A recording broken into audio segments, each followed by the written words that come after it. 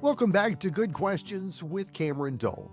I'm your host, Cameron Dole, and today we're kicking off Season 6 with a conversation you won't want to miss. We're joined by a true craftsman of sound and story, Oklahoma's own Reed Southall. Now, before we dive into that, I want to take a moment to thank the fine folks at Hometown Pizza in Hobart, Oklahoma, for hosting us for this interview. Now, if you haven't been, you're missing out on more than just great pizza. Hometown Pizza has built a reputation for serving up some of the best calzones around. Hand-tossed, stuffed just right, and baked to perfection. Whether you're a fan of the classics or you like to build your own masterpiece, they've got you covered. And if you're someone who likes a little bit of everything, their buffet is the stuff of local legend. Fresh pies coming out hot, all you can eat, and always something new to try. They're constantly adding new items to the menu, keeping things fresh and exciting while still holding tight to the recipes that made them a hometown favorite in the first place. It's a place that feels like home, and just like the music of today's guest, it's rooted in tradition, but never afraid to evolve. Now today, Reed Southall takes us through his journey, from his small town roots to playing some of the most iconic venues in the country. We're going to talk about the inspiration behind his music, the evolution of his sound, and how staying true to where he came from has kept him grounded through it all. Whether you're a longtime fan or just discovering Reed's work, this conversation will offer a real and honest look behind the music and the man. So settle in. Here's my conversation with Reed Southall, recorded live at Hometown Pizza in Hobart, Oklahoma. All right, guys, promised you another very special guest, and this one, we go back quite a few years. I guess it's probably been 15, 16 years. Yeah. Man, that's half your life. Pretty much, yeah. Our good friend Reed Southall with us, and man, first off, Reed, I know that the road has been busy and hectic, and we've been trying to catch up it's been a couple of years. Yeah, I'm glad we're finally getting to do it. We've just been holding on. There you go. Now, Reed, the road, what has it been like? The last time I think that you and I spoke was probably 6 or 7 years ago when things were just really starting to ramp up. And I know that you've seen immense growth over the last few years. What's that trying to take it in? And you got a week off now, so you have a chance to kind of look back, right? It's been wild. We've been really blessed and got to do some really cool stuff, go overseas and manifest destiny here in the States and play all the markets we wanted to and some we didn't. And yeah, it's been good. We've been busy. Like I said, blessed. You got to do a bunch of really neat stuff and meet so many neat people, and it feels like it's not necessarily slowing down anytime soon. So that's not a bad thing. Yeah, that's not a bad thing. Now, what has been, I know for me, one of the bucket list places that I've yet to make it to is Red Rocks. Yeah. And I know you've played there. What is that place like to be on the opposite side? I've always seen the pictures looking down, but you never get to see what it feels like. How small do you feel down there? It is. It's just crazy. It's overwhelming, really. When we walked out, first time for like sound check and stuff, it was, like I said, overwhelming. But then what's really overwhelming is once the fans get in and you see all those seats filled up. Because during the day, people are, like, I think they open up for the public and you can go walk around and explore it and stuff. And there's people out there working out and running up and down the stairs. And it's cool. It's neat that way, seeing it as like a park. And then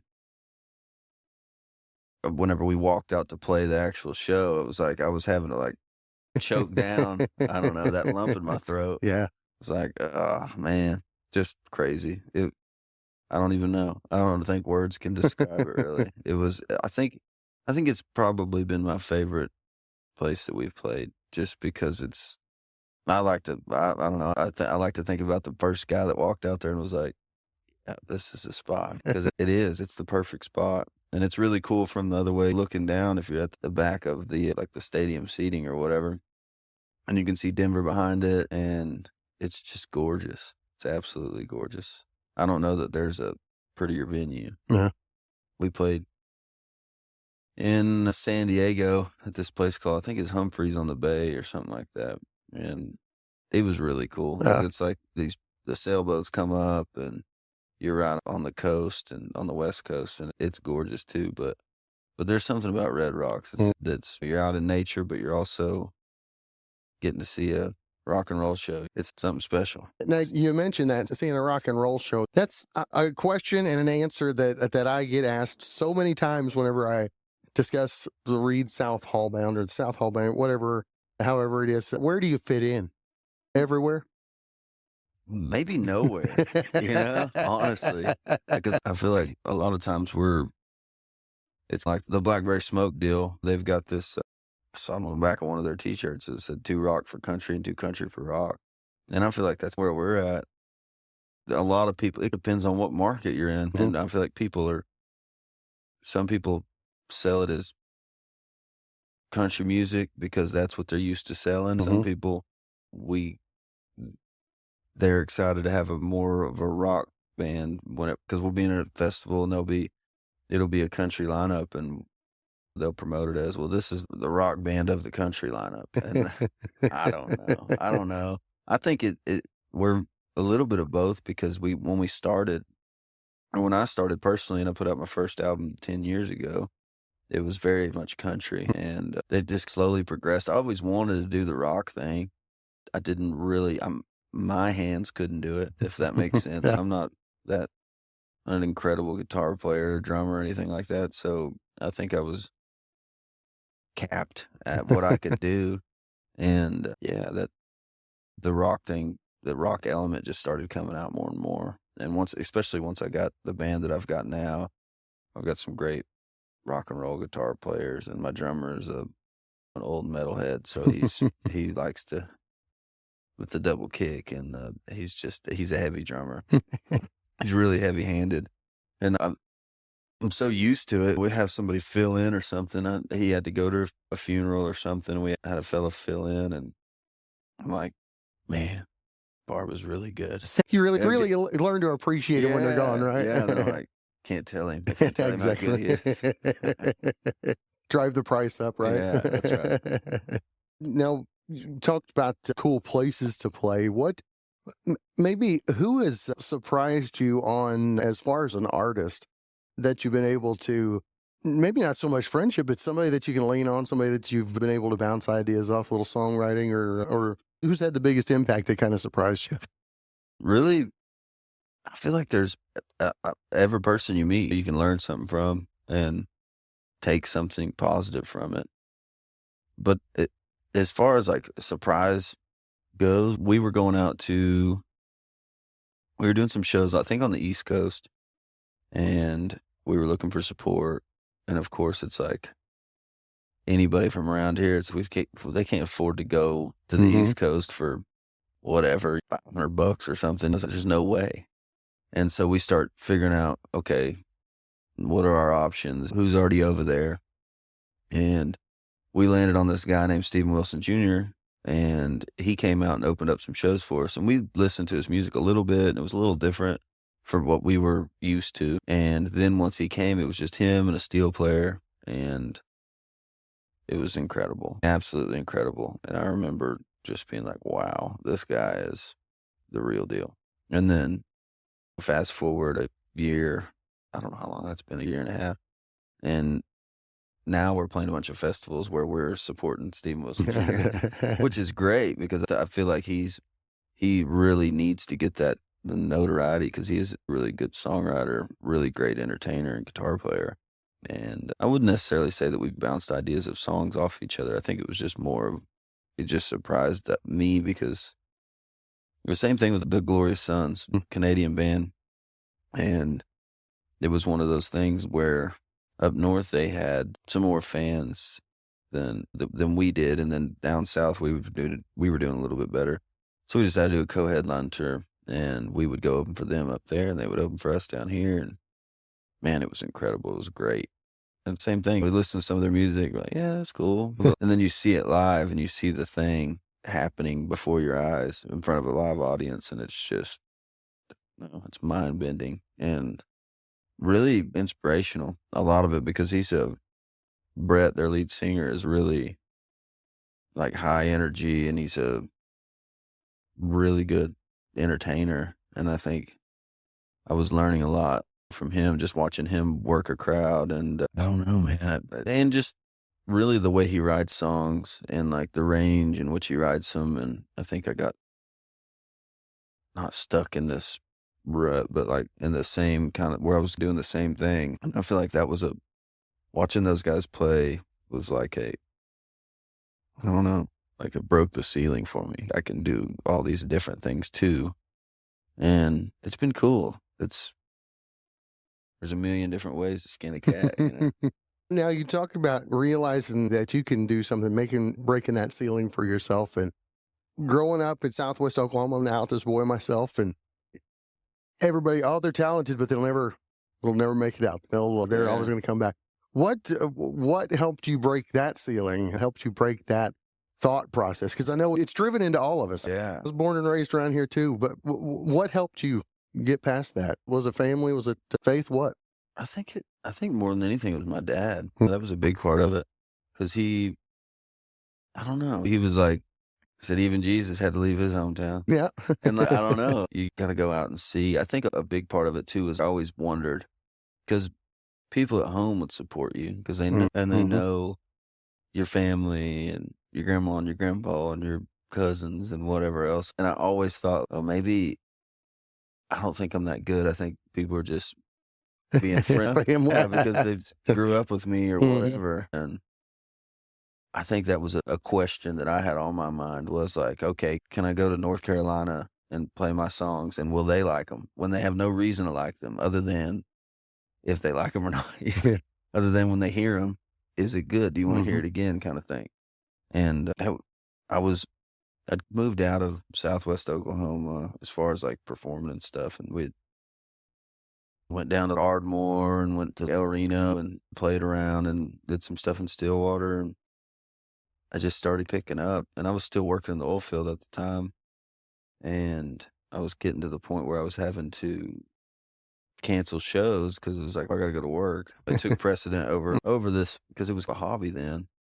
And at a certain point, I just decided, you know what, I'm going to try it. And that was another thing another time that my dad was like, if you're going to do it now, you don't want to wait until you have a family that depends on you and you're halfway through your life and then have this midlife crisis that you need to go try to shoot for the stars kind of thing. And I'm really glad that I had a father like that believed in me and was like, it's okay. And if it doesn't work, that's okay. You can always come home and do what you've been doing. You can always come home and burn rod and weld or whatever. You got plenty of traits you can put to work. Huh? Get a job for the county or something.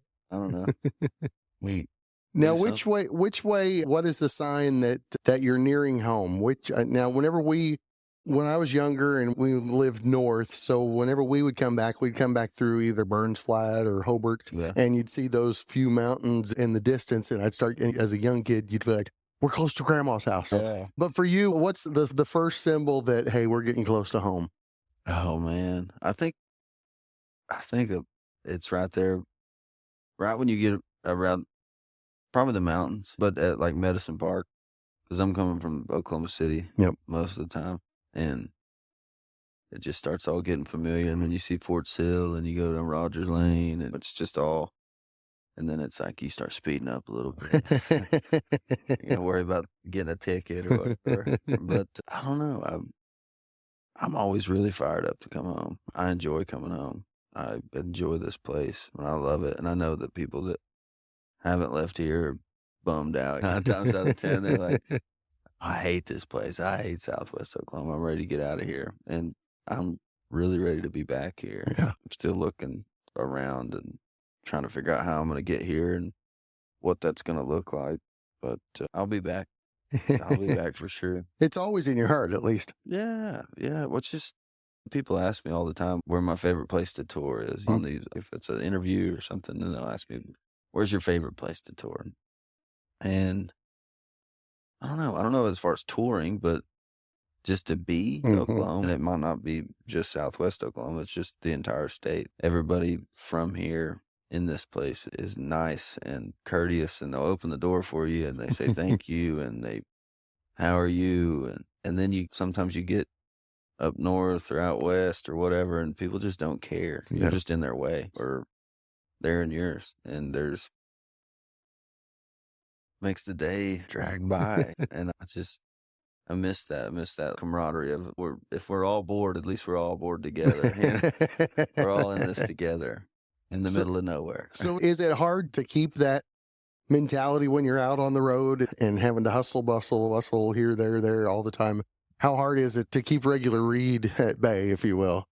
Oh, I think I don't know.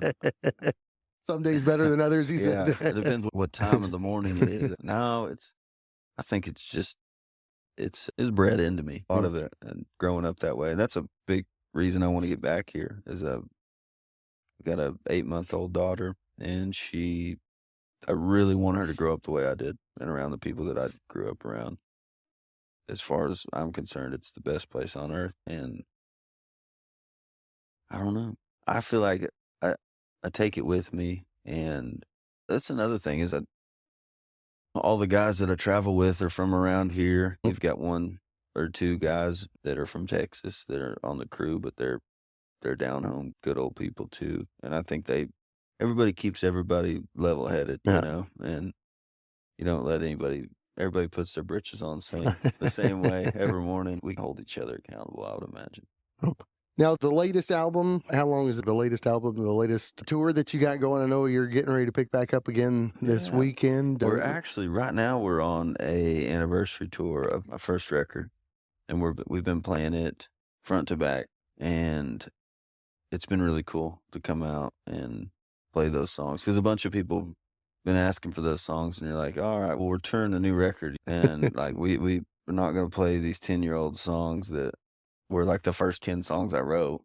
So it's been cool. It's been cool and what has been a little frustrating is because then now people are like, play the new record. We've been touring the new record. And it's hills and valleys as far as that. You can't ever make, as much as you want to make the entirety of the fan base happy, you can't. There's nothing you can do about it.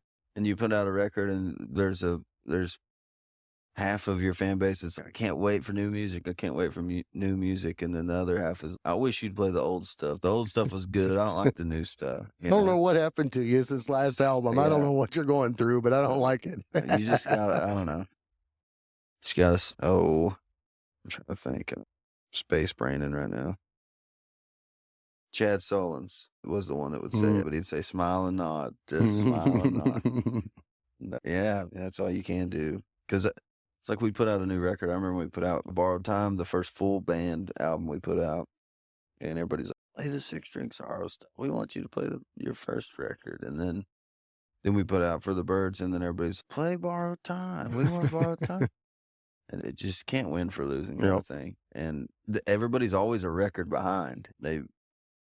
We put out this latest one, and then now they're grabbed onto For the Birds. So I guess the goal is just keep putting them out. There you go. Yeah. They'll eventually catch on. Yeah, and if they don't, then it's all right. It's okay.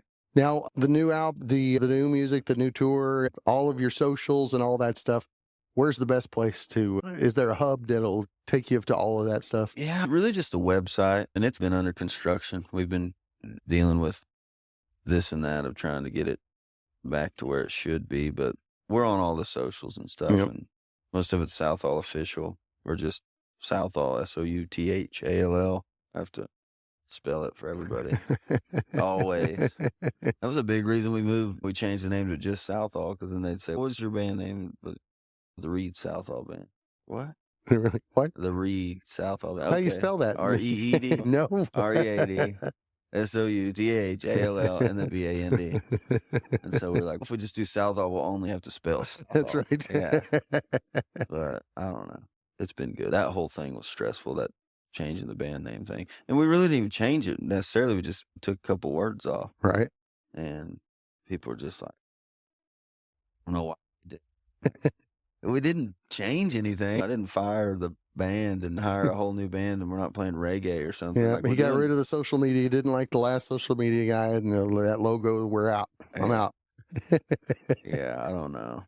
People are goofy. They really are. But I'm thankful for them. Even if they gripe about it, it's all right. There you go. Reed, it's always good to catch up with you, man. It's been too Yeah. long. Been too Yeah, long. it sure has. We're trying to do something, put something together for the summer down here and do one of these Six String Sorrows shows at home. We haven't quite nailed down where or when, but I'm thinking sometime June, July, we'll try to get down here and pop up, and probably won't promote it for very long. It'll Right. just be like a week prior and say, hey, we're going to be here. That way it doesn't get too out of hand. There you go. But yeah, I really wanted to get on here and tell y'all how much I appreciate you spinning the music and stuff. My dad listens to the station constantly. And I get in the pickup and I'll borrow his pickup and take it to town, and it's playing, and I've got to catch or hear my songs on here, and it's just really neat. And I wanted to give back if I could and come down here and jump on and see what the world was up to. There you go. And you got a number one fan for sure. There's no question. It didn't matter where I've ever worked. I run into Brent, and we're going to have a Reed Southall conversation every time I see him. And we always talk about where you're at, where you're going, and you got a good one there. You really do. Yeah, I am blessed. I hope I can be half as good as a dad as he has been to me. Yeah. That's good. Well, Reed, again, check him out online, check out the socials, and we look forward to catching up again soon. Yeah. And that's going to wrap up this episode of Good Questions with Cameron Dole. Again, a big thank you to our good friend Reed Southall for sharing his journey and his music with us.